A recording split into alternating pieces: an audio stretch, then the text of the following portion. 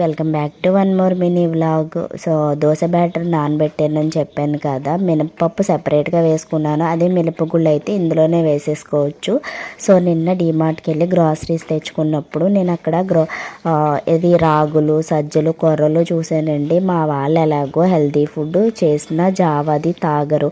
So ఇలాగే దోశలోనే mix చేస్తే కొంచెం ప్రోటీన్ అది ఉంటుంది కదా అనేసి ఇలా సెట్ చేశాను అనమాట. అంటే రాగులు, సజ్జలు, మినప్పప్పు, అటుకులు, మెంతులు ఇవన్నీ వేసి నానబెట్టేసాను. ఓవర్ నైట్ కానీ డే మొత్తం కానీ ఒక 8 hours అన్న నానబెట్టేసుకుని దోశల బ్యాటర్ రెడీ చేసుకుని బాగా ఫర్మెంట్ అయిన తర్వాత ఫ్రిడ్జ్లో పెట్టుకుంటే సో హెల్తీగా ఉంటుందని అనిపించింది. నచ్చితే కంటిన్యూ చేస్తాను, లేదంటే లేదు. ఎందుకంటే మనకి హెల్తీ ఫుడ్ అయితే అసలు ఎక్కదు కదండి. సో ఇలా అయినా మా వారికి మెయిన్ అసలు హెల్తీ ఫుడ్ ఎక్కదు. ఒకసారిలో ఎలాగైనా దోశలు పెడదామని చూస్తున్నాను, హెల్త్కి మంచిది కదా. సో మనకి కొంచెం బోన్స్ గట్టి పడితే